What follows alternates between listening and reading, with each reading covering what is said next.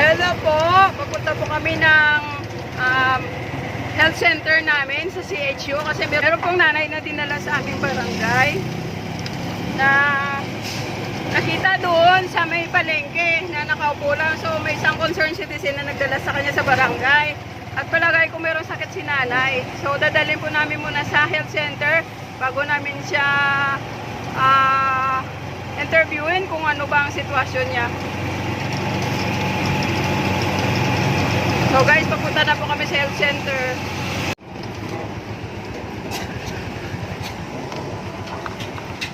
So, ayun guys, nandito na po kami sa aming health center. Yung baba ka na, nanay. Ayan po si nanay, dadaling ko po siya dito para ma-check up. Ayan po, pasok po kayo. Pasok po kayo, nay.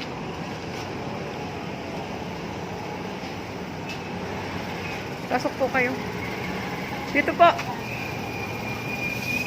Good morning! May pasyente po ako. Upo po kayo na, upo.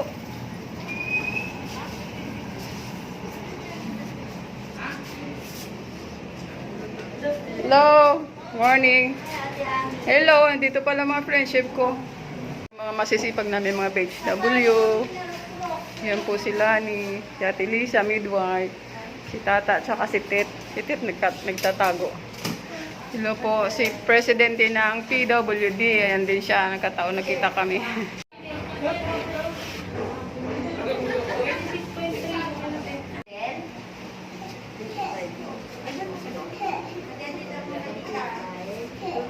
po ba? X-ray po. Ano yan? Taga saan? Po? Taga saan? Kamalik po. Kamalik. Magpapaba.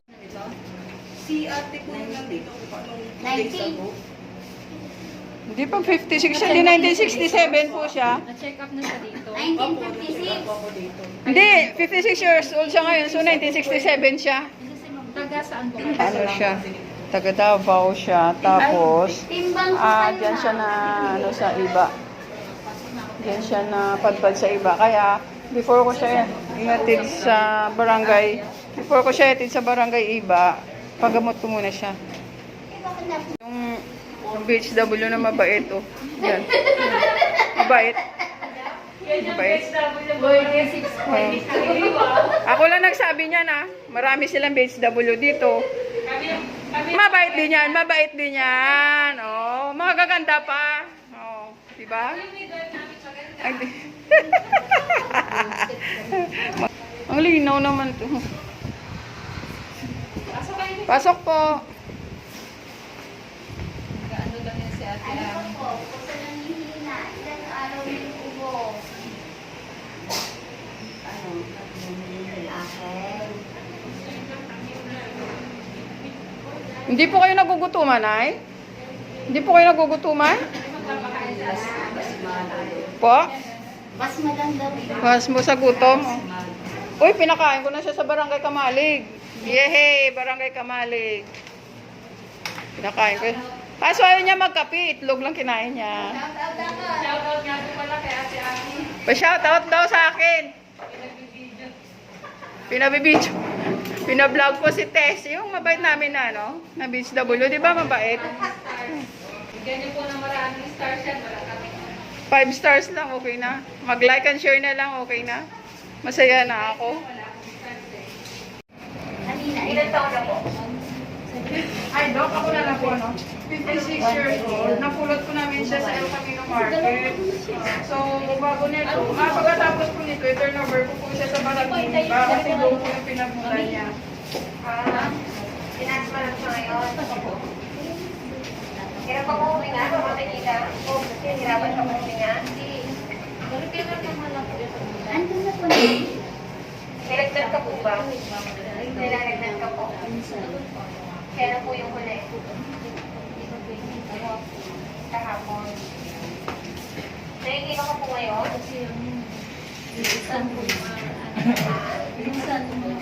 Ngayon po ba na? Kaya wala rin po. Hindi ko sinasakit sa ulo. Wala naman. Ilang araw ba yung ubo? May mga ipilis ka po ba yun? May pulis na 1 week na. Hindi po pwedeng hindi. Meron ka po magdamot para sa high blood, diabetes, sakit sa baga. Gamot na. Nagkakasa naman si Doc. Hindi na po kayo uminom ng maintenance. May isang daw maintenance, may inom ka ng gamot, wala. Wala po iniinom. Wala. Itay ko lang. Kausapin mo na lang nature. Kung mali siya, sabihin mo. Pinacheck up mo pa. Itay ko na lang. Saglit lang yan. Tagasan mo kayo. Dito lang ko sa may kapitan, ano, tao. Derto. Ipag-request pa po na x-ray. Pumayat ka ba?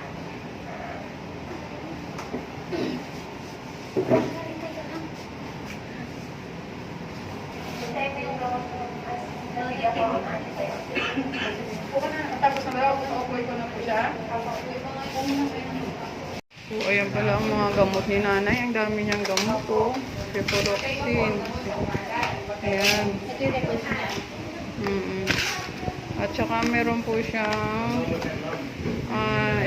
x-ray request. Kailangan po siya ma-x-ray. Ayan. Ayan po mga gamot. Ang dami. Ayan ang dami. May erythromycin. Ito ba yung utik yan? Ano to? Ate, si Ate Lisa yung midwife dito. Ito, 1 tab once a day for 3 days. Pag pwede masulatan dyan natin para Ilagay mo ka reseta para ano, mabasa niya na. yung malinis para mabasa. Ayan, ang daming gamot ni nanay. Saan po kailangan po natin sa mga laboratory?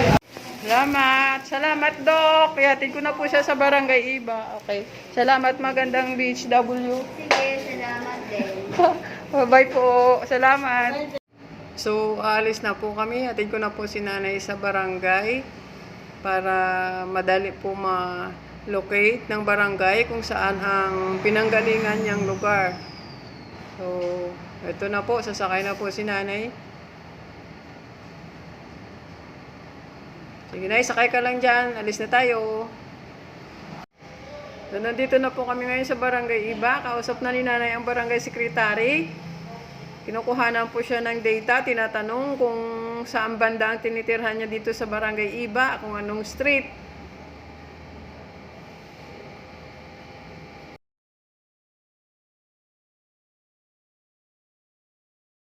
Bago pa uwiin si nanay, pinakain mo na siya ng Barangay Iba. Ayan po, medyo malakas na po siya dahil nakakain na nga po. Nagliligpit ng kanyang gamit. Sige na. Nagliligpit ng kanyang gamit. Ayan, sinasabi ko.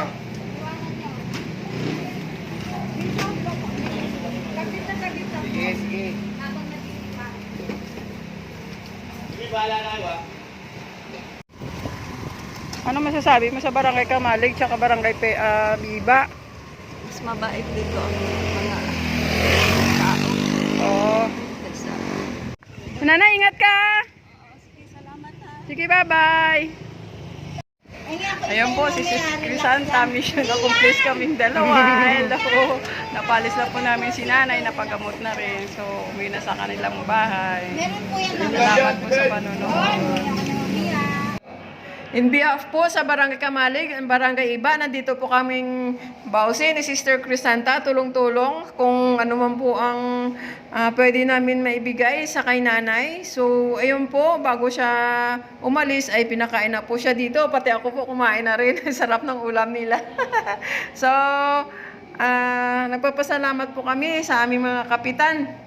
Tsaka mga kasamaan po sa aming kanya-kanyang barangay. Salamat po. Huwag kalimutan mag-like, share, and subscribe. Thank you for watching.